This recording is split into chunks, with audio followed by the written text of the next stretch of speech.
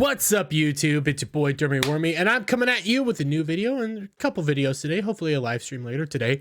But in the meantime, we're continuing on with Super Mario Bros. And we're continuing on with some other stuff, but that's for later. Super Mario Bros. I thought it was a fantastic movie. I thought it was a wonderful movie. And I think it is also a perfect example of how out of touch critics are, shill media is, what have you, with actual audiences, actual fans, actual people. Because not only did this movie break records over the weekend, like this, it was, from my understanding, you pull the numbers together, it was one of the largest animated movie openings of all time. Domestically, not so much. Internationally, yes, but how the numbers work. And it's doing awesome. Box office is just... it's just crushing that box office. Now, we won't get a full understanding of how it's going to handle until next weekend when we see its legs. How big is that drop off? I don't think it's going to be very massive. I think a lot of people are going to keep going to this movie because this movie has charm. I personally think the story is a little weak, but it has charm. It has charm right where it needs to have the charm. Something that you don't see very often. It gives you fan service done right. It gives you, honestly, what Star Wars should be doing, but that's a discussion for another time. It gives you what you want. It gives the fan what they want, and they respect the fans, and that's really admirable. But when you come over to Rotten Tomatoes, critics aren't so liking this movie. And as we go through, we're gonna see why they don't like this movie. It's kind of pathetic. It's kind of weak sauce and kind of stupid on why they don't like it. But audiences love this movie. I've been hearing time and time again of how many people are saying, hey, I want to go back and see this movie. Hey, I want to go buy this movie when it comes out. Hey, I want to see this movie a third time, a fourth time. I want to go see it a second time. I might go see it a second time. I haven't decided yet. I'm really leaning on going to see it again this Friday. But this movie is doing what it needed to do. This movie was supposed to just give something nice for the fans. And audiences are raving about it. Critics aren't. And when you get to some of these critic reviews, you got news.com.au from, I'm not even going to try. The whole package is a deranged mishmash of overstimulating elements. Keep scrolling down, and I'm only going to do a handful of these because they keep getting worse and worse.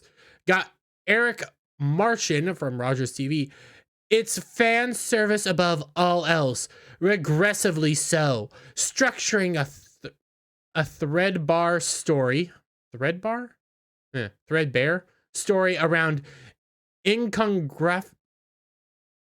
iconography linked to source material just isn't enough. No, it's more than enough, because it's giving fan service is a good thing.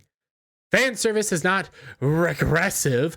Giving fans what fans want is good, because that means fans are going to come out and service the movie.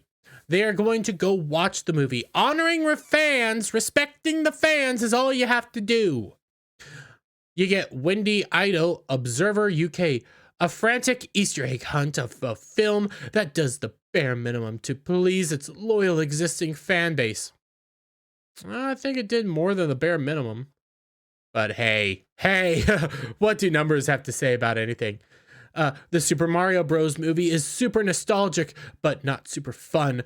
Granted, I haven't regularly played home video games since NBA Jam circa 1995. Well, it's not called home video games, they're just video games. And yeah, that shows how out of touch you are. All these negative reviews, for the most part, are out of touch. The main thing that I said about this movie, and maybe my opinion will change when I see it a second time, I've just viewed the story as being a little weak. That's all I do. There's some girl boss moments, but I think the story is just a little weak. A little bit of work here or there could have lightened it up. For the most part, this movie has the heart, and that's all it needs. This movie is doing right by the fans. It is giving fans what they want, and it's not that hard. But then you get into some of these other things that are just outrageous. And we're going to start with this one. John Leguizamo refuses to watch Super Mario Bros. Due to lack of Latin actors. Oh, and we're going to keep building on this because John Leguizamo is a moron. He doesn't want to watch this movie because his crappy movie had a technically race-changed Luigi that he played. So now he's like, no, I'm not going to watch it. I'm not going to watch it because they're not doing it my way. They're doing the actual way. Charlie Day, I think, played a wonderful Luigi. I thought he was Luigi. It felt natural for his voice. Chris Pratt's voice, I didn't even recognize for most of the movie. I thought it fit in perfectly. But of course, you know, it's still got the weirdos that say things like this. Chris Pratt's original Super Mario Bros. Movie voice sounded like Tony Soprano. Okay, it sounded like an Italian. It sounded Italian, which is what you guys wanted, what we all wanted. Hey, I didn't realize it was Chris Pratt half the time. There's some times where, you know, Chris Pratt's voice came through, but other than that, it felt like, hey, I was watching Mario interact in the world. I was watching Mario do what Mario needed to do.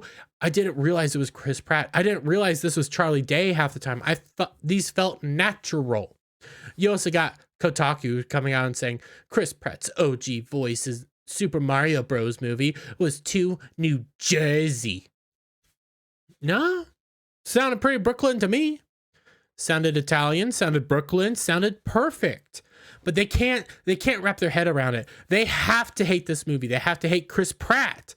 They cannot stand this movie. The reason the critics hate it, the reason these weirdos hate it is as we continue moving on, you know, you got more. The Super Mario Bros. Movie is endless nostalgia bait with no hook of its own. Well, that's starting to lead you down the reason why they don't like it.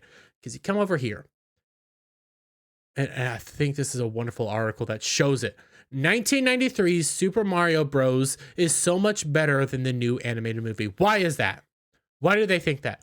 Because in 1983's, they didn't do fan service. They didn't side with the fans. They did their own thing. That's why this movie is kind of hated. It's despised. They did things that fans didn't like. They didn't like the portrayal of any of these characters. They didn't like Mario. Luigi, John Leguizamo, doesn't look like Luigi, and he's, I think, supposed to be the nephew of Mario. This was an awful movie. It's been a while since I've watched it, but it was disgusting. But as you read it, it has nothing on the grandiosity, is that even a word? Of the 1993 Super Mario Bros., a movie that infuriated its star and cinema audience with its bizarre creative decisions. But that's what they liked. They don't want you to be nostalgic. They don't want you to have fan service, because as you scroll down, you get closer to the bottom. This article ends with this.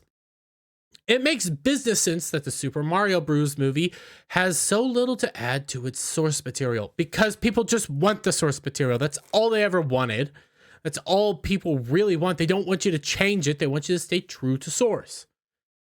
But hey, you know, these people don't like fans. After all, it isn't scary or alienating, which means it will probably make $1 trillion.